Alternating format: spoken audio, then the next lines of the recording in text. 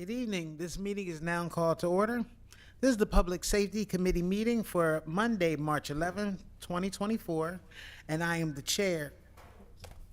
You got it? Okay. I am the chair, Councilwoman Yolanda McCoy, 6th District. At this time, I will call the roll for the members of the committee first. Councilwoman Oliver?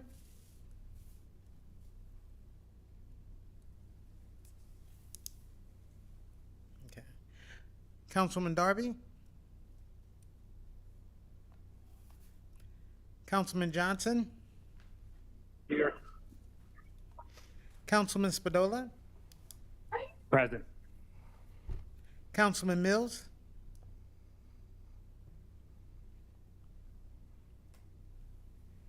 And President Congo. Okay. All right, Councilwoman Oliver. I was actually expecting her to be on. Okay.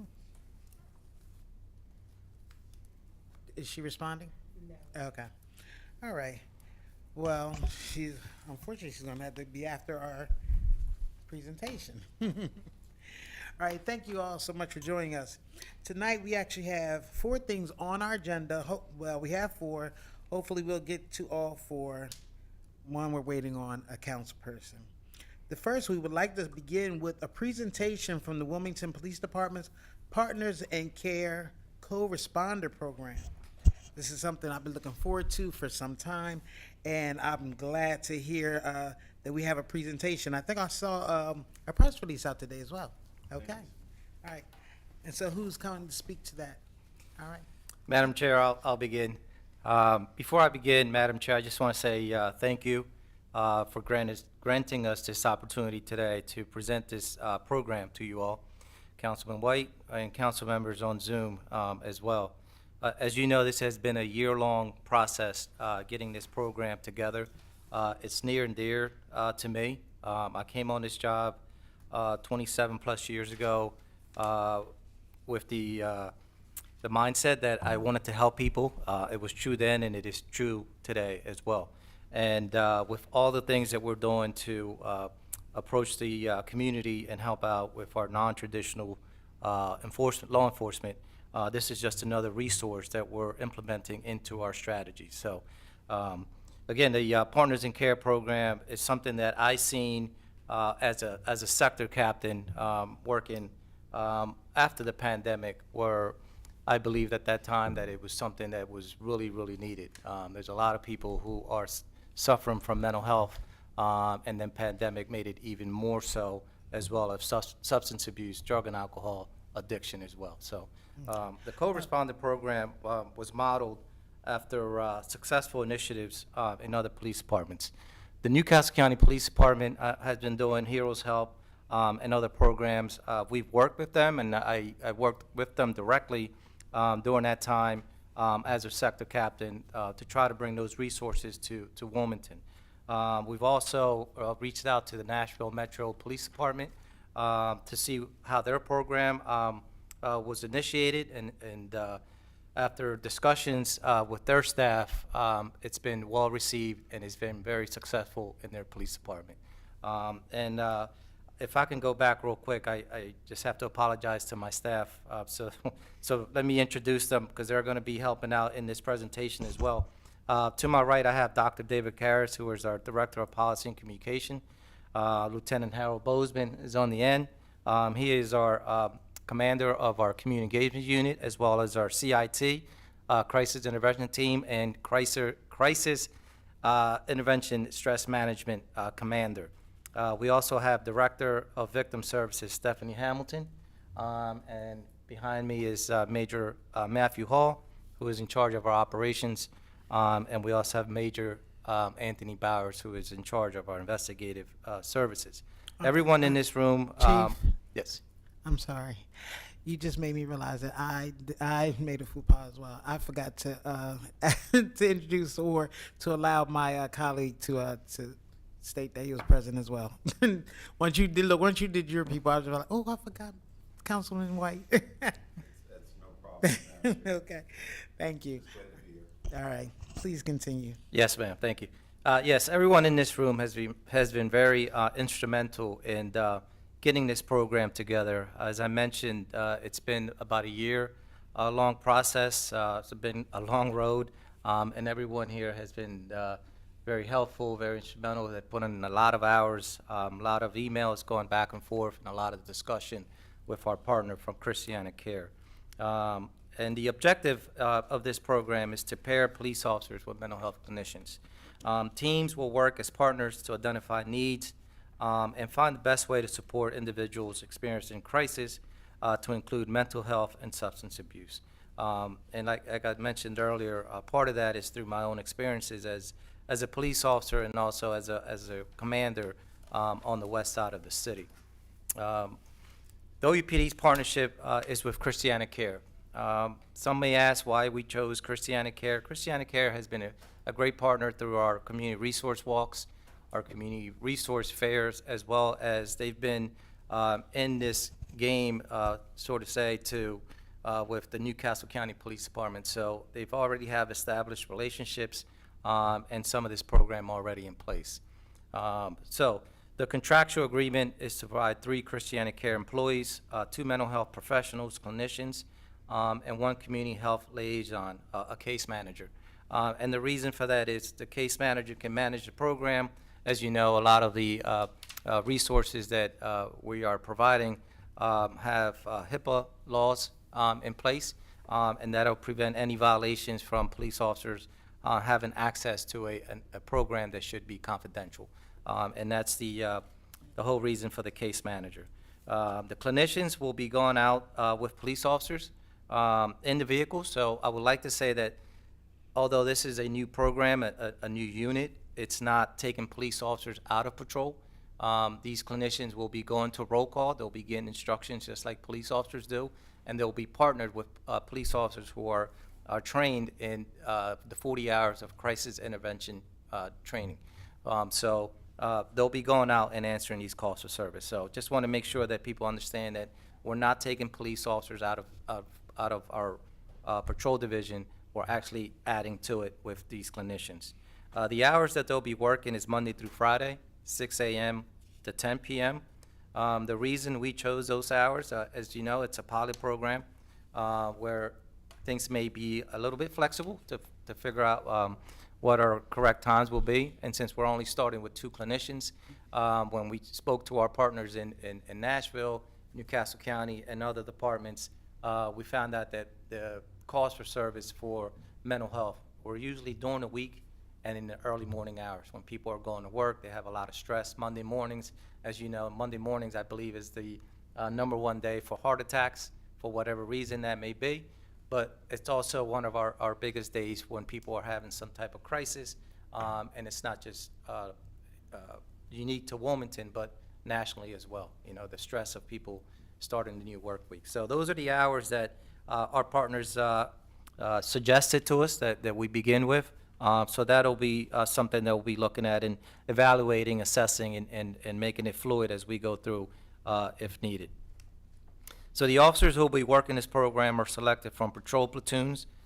Each will have completely nationally recognized crisis intervention team training. As I mentioned, it's 40 hours. Teams will respond to calls for service citywide. The focus of the calls for service related to mental health and substance abuse. Additionally, clinicians will be able to make referrals and provide support to individuals involved in other types of calls involving domestic violence and health issues. So as they get to these homes and the other officers, they may not initially respond to the call, but they may be called by another officer to respond because of the resources that are available. And part of it they can do at that time is also do an assessment, whether it's a family that's in need of food. They can make those referrals as well to make sure that there's like a healthy home assessment done as well as part of the call. Teams can also self-dispatch the calls. I had a quick question. Yes. The 40-hour training, will the clinicians be trained with the officers? I just wanted to find out whether or not they would understand or know exactly what the officers are trained on. Yeah, some of the officers already have the 40 hours. I believe, Lieutenant Bozeman, how many officers do we have total?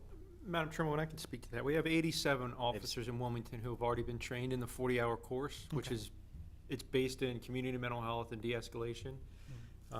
We have our case manager, who is already on staff. He went through the course last week with our contingent of officers.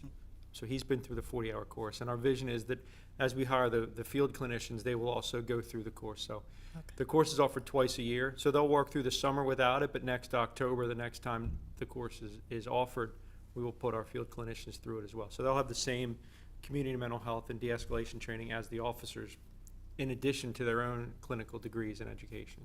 Okay. Councilman White. Thank you, Madam Chair. To anyone who wants the answer, the officers that are selected for patrol, is there any combination of bilingual officers a part of this? Is that it?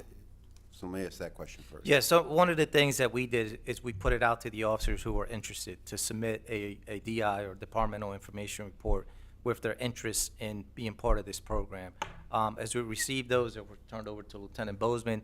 I'm not sure if he received any that were bilingual. I don't know if you I can answer I have a number of CIT officers who are bilingual on that 87 officer roster. One of the requests I've received so far to work with the clinicians is bilingual, but there's nothing that says we have to receive a request to assign an officer. They've all been told that since they have the qualification, they could be selected to ride with our clinicians as needed. No, I'm only asking because there could be a language barrier, and again, you guys are more proficient than me, but it would be something like, would be intentional to make certain we bridge that gap, so. Yes, sir. That's We all. do. We have a number of our CIT officers who are bilingual. Madam Chair, Yes. Councilman Spadola has a question. Okay. Councilman Spadola, you have a question? Thank you, Madam Chair. Thank you, Chief. I'm curious, when the clinician and WPD are responding, if there is a discrepancy between what the Christiana employee and the WPD employee thinks should be done, how is that going to be sorted out? Yeah, so that's going to be part of the onboarding, part of the training is the expectations of the clinician and the expectations of the officer, so that there's not a conflict. There's going to be clear rules of engagement of when an officer is responding, what he's responsible for, and then when he steps back, and then the clinician kind of takes over at that point. Thank you. Okay. All right. Thank you for those answers. You may proceed. Yes, so the teams can also, on top of responding to these calls for service, they can also self-dispatch the calls and make proactive contact with residents they encounter while on patrol. So if it's a slow day, they're not, we don't have a large amount of volume of calls, they can also go out and do the outreach work, deal with individuals or work with individuals that have substance abuse, drug and alcohol addiction, homelessness, and also follow up with the case manager of people who have already are already in the program to make sure that they follow up with those individuals. The goal is to try to prevent someone from going into crisis. If we know an individual is already having issues and we've serviced them before, let's get ahead of it and make sure that we respond to their residents to make sure that, hey, is he seeing his therapist? Is he getting his medication? Is he getting the resources that's needed so that we don't get that cold call at 7 o'clock or, in the morning saying, I'm in crisis, and then we converge on a home because someone's having some type of episode, mental health issue, and then now we're shutting down a whole block because, we didn't respond to this individual in time. So that's the goal of the program, is to try to get ahead of some of these issues that are occurring, and get these individuals the help that is needed. So some of the benefits of the program include supporting our efforts that I just spoke about to de-escalate volatile situations, providing a more appropriate response and resource to individuals experiencing a mental health or substance abuse issue, and extending additional referrals related to health, well-being to members of the community through Christiana Care and its network of referral agencies. We also expect to see some improvements in the efficiency of our response to calls for service through this partnership. So I'll pause there to see if any of my team members want to add anything at this point. Good? Any questions, Madam Chair? I did have a question. So you did make mention that this is a pilot, and when we think of pilots, we think, of course, length of time and things of that nature. All right, how about like other parameters? Is it an issue of like area where you're going to be servicing, like we're going through with CPSI? Like, let me know what this pilot means. Yeah, Dr. Harris, you want to speak to it? Sure. Okay. Thank you, Chief. Good evening, Councilwoman. So right now, we have enough funding in existing ARPA funds to cover us through this calendar year, so through December 31st of 2024. And then the next item on your agenda is a resolution to approve an application for a grant that would cover us for all of calendar year 2025. And also provide funding for training and some other equipment and other supplies that we'll need to keep the program going. So we look at it as a pilot and how we're initially deploying the program. We do anticipate a lot of rigorous data collection and working with Christiana Care on a regular basis, especially at the beginning, to find out exactly what's working, what's not working, what hours are covered that don't need to be, and what hours are not covered that do need to be, and making those adjustments. But we hope the program is here to stay, and it's all just about scrounging up funding for future years. We do have a lead on some potential grant funding for 2026 as well, so we are trying to look as far out as possible to see what we can do to keep the program going and make sure it's sustainable. All right, that does explain length of time. Are there any issues with is it going to be just the entire city will be under? Yes, ma'am. Okay, great. Just wanted to make certain. Councilman White. Thank you, Madam Chair. First of all, excellent. Second of all, long overdue. I think everybody in this room can attest to that. COVID surely put a spotlight on this need, and we in the first had an individual who was under the care of some provider, many calls were made many calls were made to respond to his erratic behavior, and I mean, within the confines, the officers could do very little. Subsequently, that person was hit and killed, as it was his routine to walk in the middle of the street. So I can only imagine how much better we would have been in a position, the city, to help this individual with this type of program. And it's just well thought out. Obviously, there's some questions, bumps in the road. But I would say, Madam Chair, I think it's a great initiative that you're sponsoring and that the city, WPD, is moving forward to. So I just wanted to say that. And I feel kind of bad because, again, that person, this could have been a life changer for him and his family. So thank you. Oh, one last question, Madam Chair, if I may. You may. I believe in policing from the inside out. So obviously this is a respond to calls. I guess it's a 911 call, or would be the manner that this call. But there's many in the community that know these individuals who have not, maybe their conduct elevated to a 911 call. Will those individuals how would those individuals be encouraged to report that? Yeah, and that's the goal with the case manager. The clinicians will be doing the referrals. The case manager, we have a program called a REPCAP, and it's a national program, I believe, right? It's not a state, but it's a national program. Would you like me to address on Red Cap now? Well, let me, real quick, it's just basically, the goal of the case manager is to make those outreach phone calls to make sure that, as I mentioned earlier, hey, this individual, we need to check up on him. He calls every week. He hasn't called this week. Let's make sure we go out and check. So the clinicians will be going out, and I think your question, I don't think I've answered it, but I think it's how do they get into this program? Or how do they reach out, is what you're saying, right? One last question, follow-up. How Yes, will you the may follow up. community member, and maybe you've answered it, I have an issue or potential issue, would they call the clinician and not a 911 call? If it's an emergency, I always say call 911. If Right. it's something that's a non-emergency, then I believe we have a contact information. We still have victim services here as well. Okay, all right. Stephanie, I don't know if you want to speak to that. Well, and we've set up an email and a phone number that'll be released Okay. shortly once everything's staffed. I think that's what you're getting at, That's- which yes, is, yes. if I know my neighbor is having struggles, how do we get them Yes, help yes. without calling 911? And Right. we've set up sort of a safety net for that, as well as when my unit reviews reports, if we see a need that maybe didn't get picked up in the moment, we can refer back to that unit. Thank you, Madam Chair. Thank you. You're welcome. Okay, actually, some of those questions I had as well, but, so you can continue. Thank you. Yes, so I'll wrap it up. This is just a continuation of, the initiatives that we have to promote community health and wellness. As you know, we have a Victim Services Unit, which is the director is Stephanie Hamilton, who's here. We have a youth response unit as well to deal with trauma that children may have observed or been involved in. We have our community resource fairs that we do once a month at a different part of the city. We have our weekly community outreach walks where we already have 35 to 40 different partners that come out with us as well.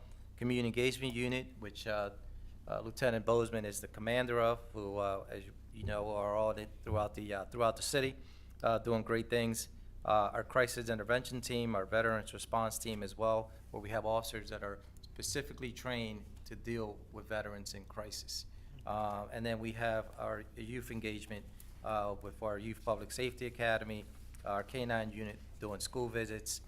So this is just another addition to all the non-traditional law enforcement response that we've kind of initiated into the Wilmington Police Department within the last couple years. So we're very excited about this program. We hope to expand on it in the near future with, as the program goes along. Hopefully we can add the hours as well. I know there's a gap on the weekends. I asked that question of Nashville Metro. They don't have weekends right now, and they didn't see the amount of calls coming in on the weekends or during the overnight hours. The main hours were from like 6 to 10 p.m. at night. So that's what we initially started out with. So if it's something that's unique to Wilmington where we see a difference, then we'll come back and revisit that. So. Okay, Madam Chair, Yes. I have a question from Councilmember Johnson. okay. Councilmember Johnson, your question? Yes, Chief Campos, I appreciate the presentation.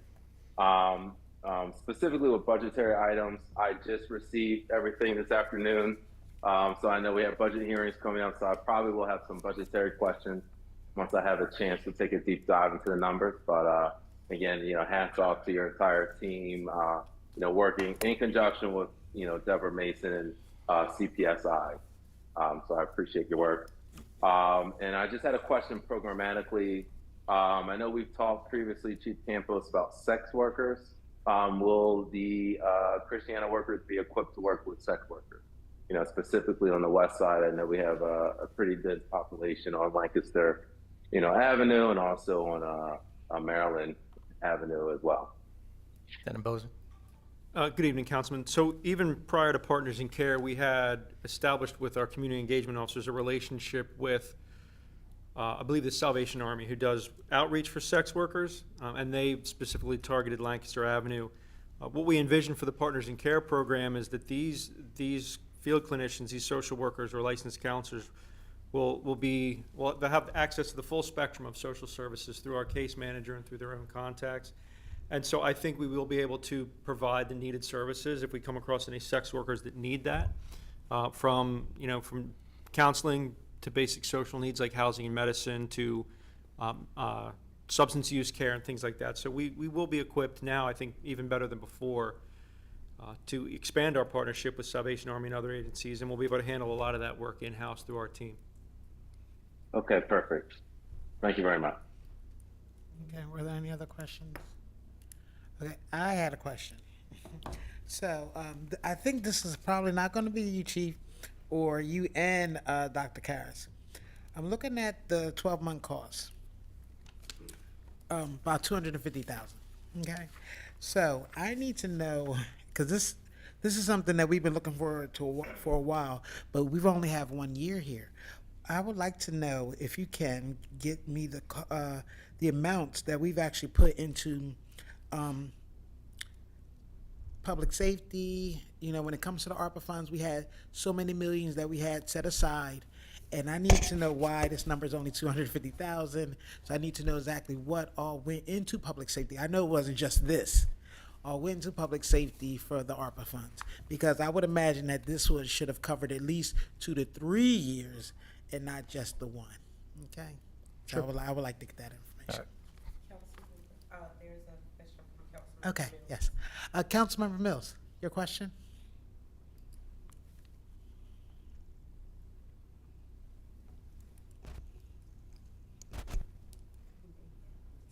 Oh, he doesn't have a question? He may be having a technical problem. He's Yeah. not muted. Yeah, if you are speaking, Councilmember Mills, we are unable to hear you.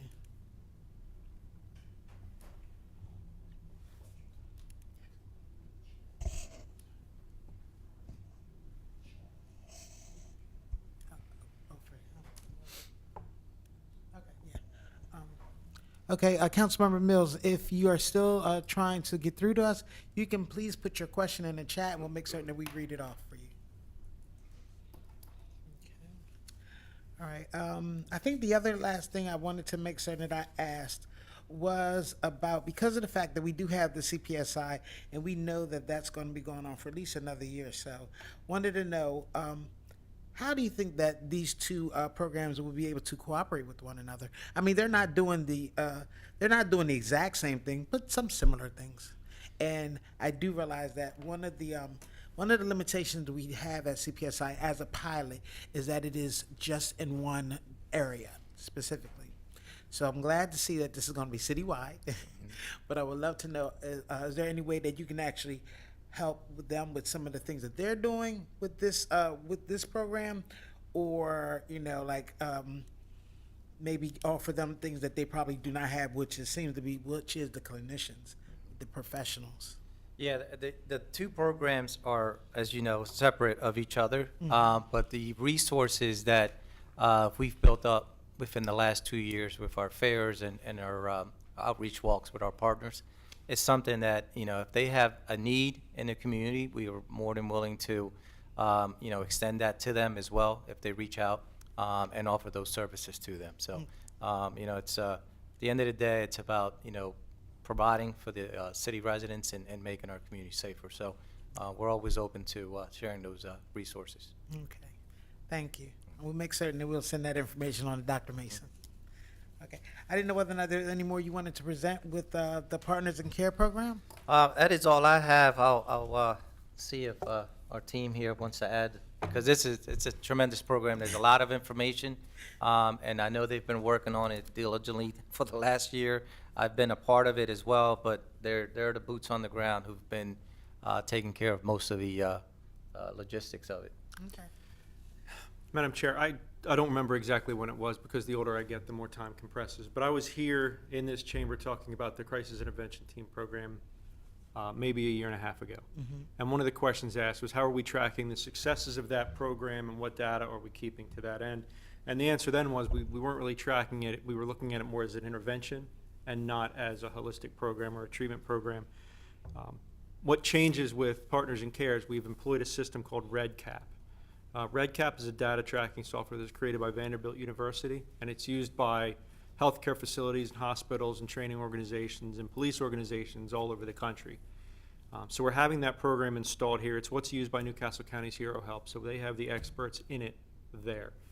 We're sending our case manager tomorrow and Wednesday to be trained in the appropriate use of that software. And it's a really robust program. It's able to track incidents, locations, and individuals for the types of calls, for people's specific needs, for the kinds of referrals that were made. So we can track them from initial contact with us through the success of their treatment or their interventions. And it will be able to generate reports for us about the progress that's being made and the kinds of successes that we've enjoyed.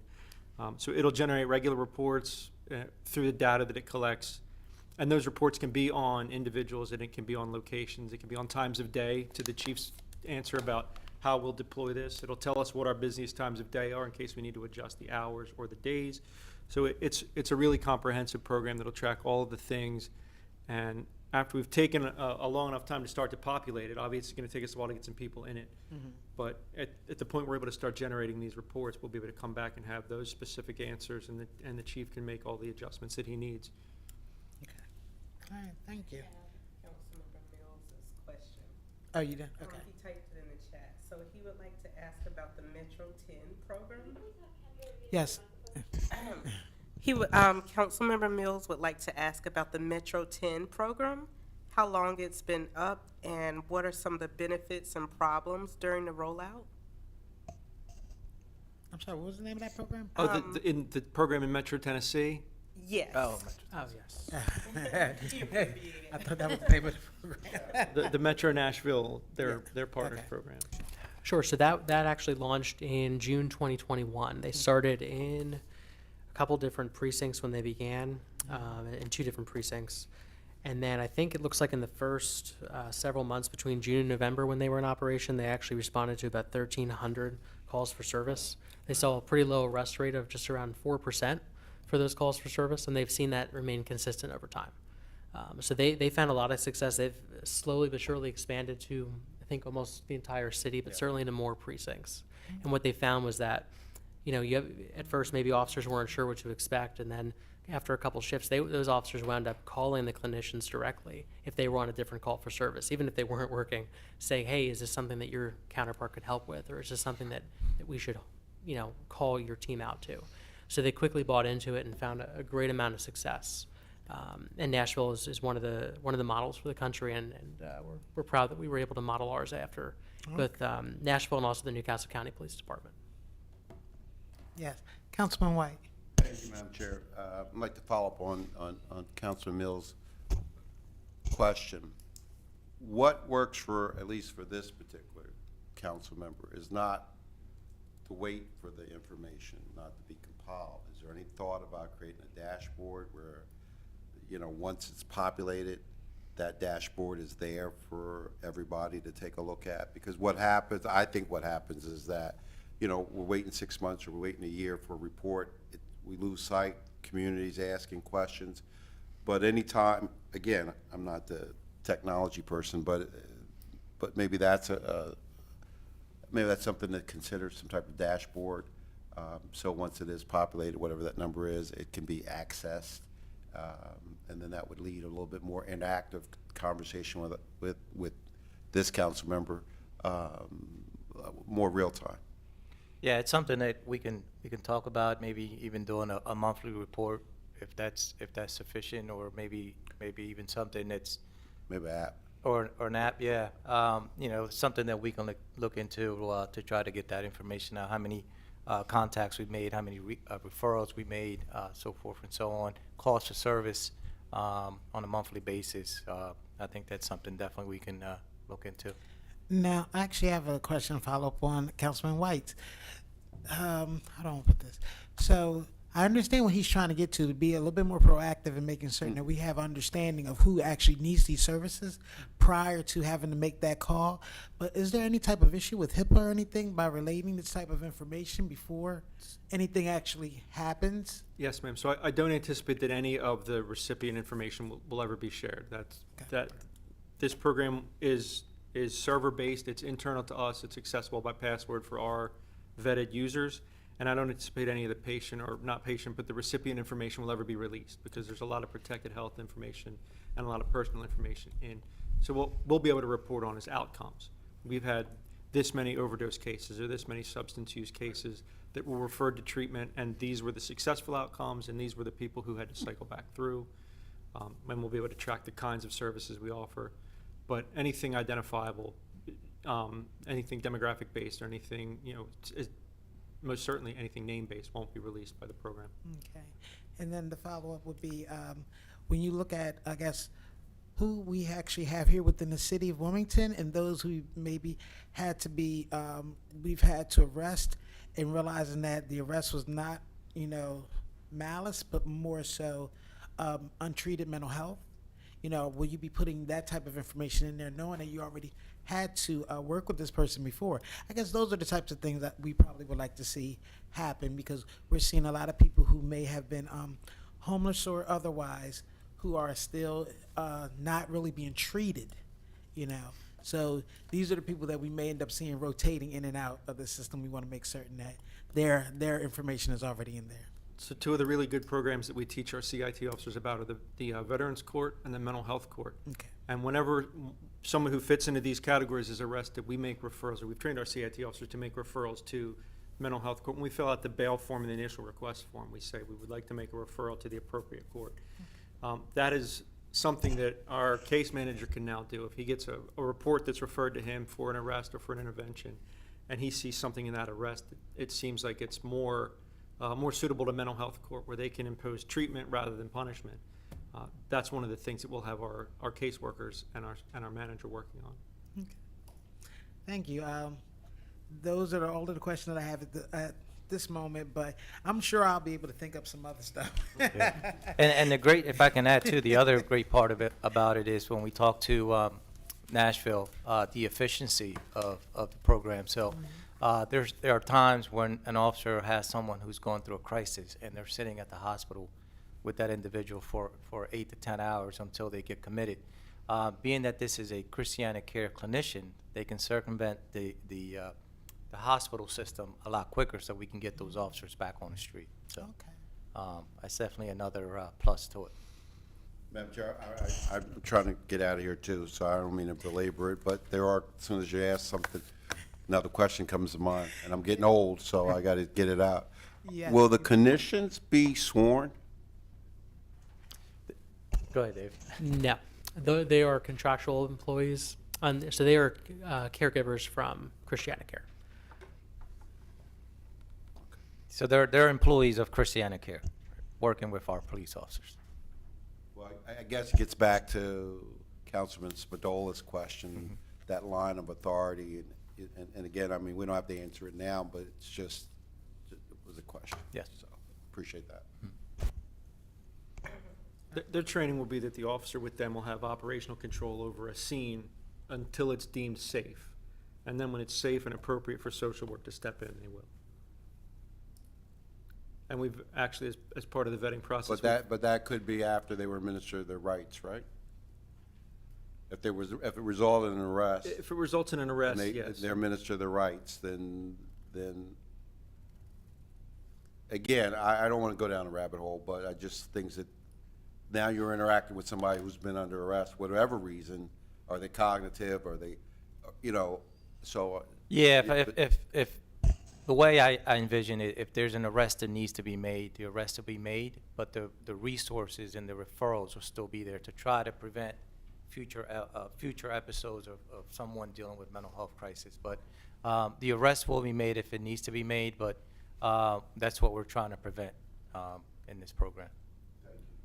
Madam Chair, Councilmember Brigida Fields is online. Okay. Does she have a question? No, she just needs to be. Okay. All right. I'd like to acknowledge Councilwoman Fields being present. All right, so if we had no more questions, or anyone else had anything, Ms. Hamilton, did you have anything to add? The two things I'm the most excited about are that there are a lot of people who are not victims of crime that have contact with the police, and we're limited in the help that we can provide. So this is going to give us an extra resource to make sure those people don't fall through the cracks. And in terms of victims, we know that when someone's going through a trauma, they're not hearing everything that's being said to them. And so we struggle sometimes to safety plan with people, and we believe these clinicians will help soothe and calm and help people get focused to make better decisions and better safety planning. So we see this as a benefit all around and are really excited to start partnering and hopefully making people safer and getting them to help quicker. Thank you. I'm glad you spoke. Thank you. All right, so this was just a presentation. So when does this start? When does it begin? Dave? So our case manager started last week, and as Lieutenant Bosa mentioned, he did go through the CIT training, which was wonderful and a great timing. Our first clinician will begin in the next couple weeks, and then we hope the next clinician will begin shortly after them. So right now they're navigating through the different phases of the Christiana Care onboarding process, getting everything set up. And then they will start to, we anticipate they'll be on patrol by the end of the week with or by the end of the year, by the end of the month, I'm sorry, with our officers. So by the end of March, we do anticipate officers being out there. Sorry about Yeah, that. like, whoa. Like, so by the end of the month, you hope to see both clinicians or just the one with the case manager? At least one, if not both. Okay, all right. So thank you very much for your presentation. There are still more things that we need to go through, but I just wanted to make certain that no one else had any other questions, because this was a big deal. We have been waiting on this for a little bit. All right. Okay, Ms. Councilwoman Oliver, did she ever get back on? Oh, okay, all right. So, Madam Chair, yes, Councilman Spadola. Councilmember Oliver asked me to present her resolution. Okay, all right, so, I can, you know what, I'm gonna go ahead and allow you to do the resolution. We'll go back out of order. If you want, or if you're ready now. Sure. Yes, Okay. I was just alerted to it, so I am not a subject matter Oh. expert on it.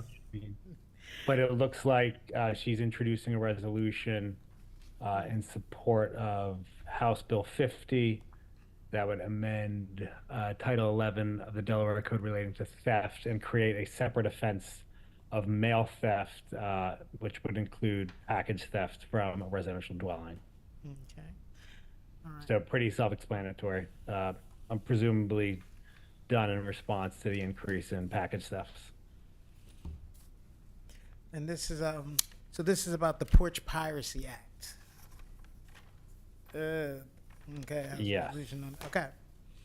All right. So it is, I guess it is definitely self-explanatory. It's something I've been in contact with Wilmington Police Department quite a few times. So just to actually make certain that it's all clear, the resolution is in support of Delaware General Assembly's House Bill 50, an act to amend Title 11 of the Delaware Code relating to theft. The sponsor is Councilman Oliver and is being presented on her behalf by Councilman Spadola. This is a resolution. It does not need to be. Councilmember Johnson has Okay, yeah. So, Councilman Johnson, I was just finishing up. I was just making certain that I let everyone know what it was. This was a resolution. It does not need to be voted out of council, but we did. If you had anything that you wanted to, any questions you had, or any comments toward the resolution. Yes, Chairwoman. I just wanted to be added as a co-sponsor. This has been a long time coming. I know working on these quality of life issues is important during our session. So I think if the state law passed, I think it'll be just one additional tool in the toolkit so we can ease residents' concerns. Because, you know, there's not always shootings that drive people out of the city. It's a lot of the theft, the car theft, package theft. That's what is driving some folks out of the city. So I appreciate the work, and I hope it passes this session is over. Mm. Thank you, Councilman Johnson. So you hear, Kendra, you must be added. Okay. Were there any other questions about this resolution? Okay. Well, this is something that I've actually personally had to deal with, and something I've brought to the attention of the Wilmington Police Department. If we could start making certain that we advertise or promote it in a way that people are a little bit more safer with how they dealt with their private, their private things being delivered to their homes. So I'm glad that they are taking that they're taking some action down at Delaware General Assembly. Okay. So as I stated before, this is a resolution that does not need to be voted out. Do you, can I get a date on when it will go to the full council floor? April 4th. Okay. I'm sorry, April 4th. All right, thank you. You're going to learn to speak in that mic. It's going to go before full council on April 4th. All right. I thank you very much for bringing that resolution to all of our attention, Councilman Oliver. And thank you so much for helping out, Councilman Spadola. Welcome. All right. So the very next item on the agenda is a resolution approving the police department's grant application to the state of Delaware's Criminal Justice Council to support the Wilmington Police Department's Partners in Crime Care Program. All right. So I know that I am the sponsor, but I do need you, David, to speak to this matter. Thank you, Madam Chair. So this, as the title implies, this is a grant through the State of Delaware Criminal Justice Council, and they have invited us to apply for up to $363,000 in funding to support our Partners in Care program. It's exactly the type of program they're looking to fund. As I had mentioned earlier, we currently have enough funding to get us through the current calendar year, through December 31st of 2024, and this grant would allow us to continue the program and fund all 3 ChristianaCare contracted positions through calendar year 2025, in addition to supporting training for program staff, purchase of equipment, and any other expenses that might come up as we move further into the pilot phase and hopefully look to expand this down the road. And there are no local matching funds required. Okay, thank you. Are there any questions? Okay. All right, I guess my only question is, yes, that is one thing. That's a great comment that you made, that this is a grant application that you probably won't get any pushback on.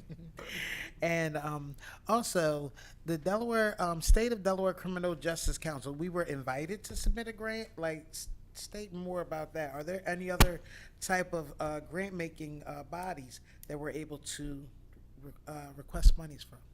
Sure, so that is something we'll be looking at in the future, especially as we look to try to fund this program into the next several years. But this grant specifically was, it's a pot of ARPA funding that they actually have, and they're allocating to departments like ours to do programs like this. Okay. So they went and applied for ARPA funding and set aside ARPA funding for that purpose. And Stephanie can probably fill in any blanks that I'm missing.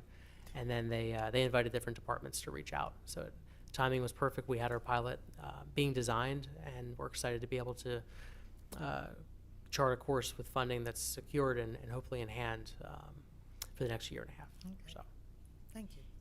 Councilmember Johnson. Okay. Yes, Councilman Johnson, your question.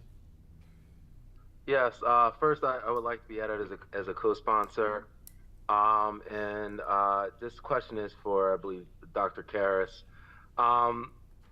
Can we apply for more funding? I know it sounds, we don't normally ask for always more funding, but, is it possible to get 500,000 or 400,000? I mean, as we've talked about, again, I have to take a deep dive into the numbers, but it seems like we have a pretty lean budget. So is there any limit to the amount that we can request? unfortunately, that limit is $363,000, but our plan is to apply for every dollar of it. And certainly there are a lot of grants out there that can support this type of work. And also ChristianaCare is a strong partner of ours, and we do hope that there might even be options down the road for them to share in the funding of this program. As you noted, Councilman, I do appreciate that. It's a very lean budget, and it is only positions. So ChristianaCare is providing a lot of the fringe items like laptops, computers, things like that. We made some office space available, so we found ways to make the program work for as low a dollar amount as possible, and all those dollars are being focused on those 3 positions. Okay, perfect. Thank you very much, Doctor. All right, thank you, Councilman Johnson. Oh, you're not being greedy. We definitely want to squeeze every dollar out. Yes. Yeah. Councilmember Mills, you have a question? He would like to co-sponsor. Oh, okay. All right. So we have another co-sponsor, Councilmember Mills. Is there any other questions that we have from my council colleagues? Councilwoman Fields has a question. Councilwoman Fields. Yes, good evening, everyone. I would like to be a co-sponsor as well. Thank you.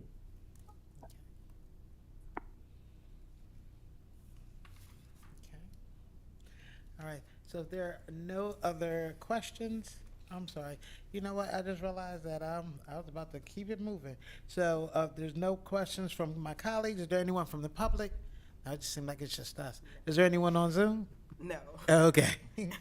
All right. So because there's no one in the public comment, this is a resolution. It does not require to be voted out of the committee. We will see it on the full floor. Will it be on April 4th as well? Okay. So we'll have it before full council on April 4th, 2024. All right. Thank you so much. I'm glad that this accompanied the presentation. This is great news. Okay, so we do have another resolution. A resolution approving the police department's grant application to the state of Delaware's Special Law Enforcement Assistance Fund for equipment. Yes. And Yes, Madam Chair, I can speak to this one. mhm. This is a grant offered by the State of Delaware Special Law Enforcement Assistance Fund. We're eligible to apply funding each year and currently eligible for $40,000 in grant funding. We have applied for grant funding for several projects, one of which is the purchase of a generator to support the department's crisis management hostage negotiation teen vehicle. The current generator right now is not functional for more than 10 minutes, which can risk interruptions in communications established with suspects and victims involved in critical incidents. So the cost of that generator to be replaced is $9,000. $6,000 will allow for the purchase of an advanced computer and accessories capable of storing and preserving electronic forensic evidence. The current computer used by the Criminal Investigations Division has extensive data processing times and has led to delays. With this new equipment, we'll be able to process data in minutes rather than hours. And the third equipment that we'll be applying for is $25,000 for the purchase of 2 unmanned aerial vehicles, which are drones, to include the batteries, warranties, and accessories. These aircrafts are used to support public safety during events and other incidents, to include parades, festivals, and critical incidents as well. And the aircraft these drones would replace have become outdated. So these drones are specific, and if they're out of date, the FAA will not allow us to operate them. So we're fortunate enough that because we're in this area and we have a lot of sensitive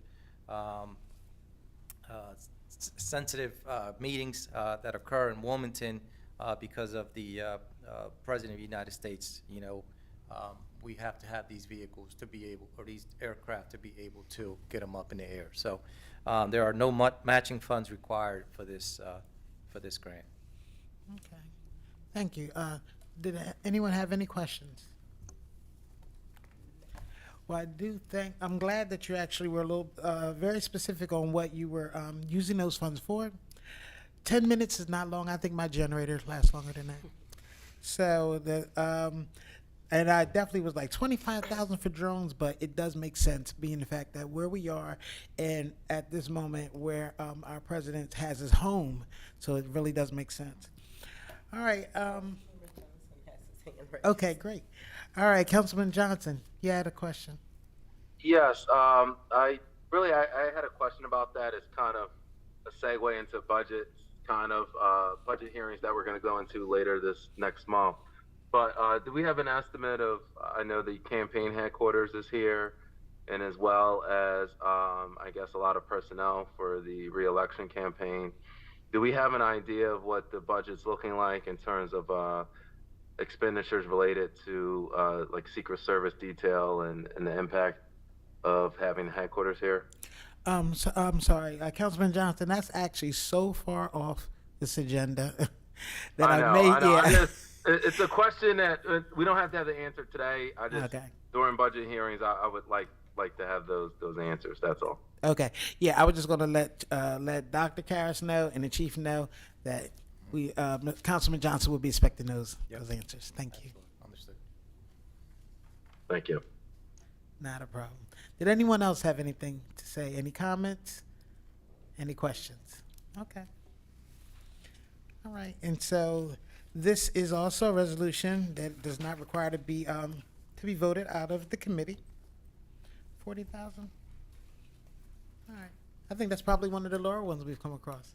All right. So I am expecting that this will come to the floor before full council on April 4th. April 4th as well. Okay. All right. Now, we did have another resolution on our agenda. At this time, though, Councilwoman Darby has asked to hold it. I guess she will put it on our on the agenda for another time, hopefully next month or the month after, I think. I don't think we're really doing too much in April while we're doing our hearings. Yeah, so probably in May we'll get a chance to hear what this is about. So I thank you so much for coming out to present. Thank you, Madam Chair. I just wanted to make certain that I got everything that I needed done, and here we are. Okay, so I thank you all for coming out tonight, this is the close of our meeting. If I can get a motion to adjourn? So moved. And a second? Or I'll second it myself. I think Councilmember Mills is trying to. Second. Okay. Thank you. Thank you. Look, I realized that it's still the day after the time change. I said I wasn't here virtually, even though I'm actually sitting in my seat. This is literally what is autopilot today? So the meeting is now adjourned. I thank you all for coming out to present. I'm so excited to hear about that new program. I can't wait to see it start, what it looks like in action. Thank you, Madam Thank Chair. you. Thank you, Have everyone. a great evening. Yep.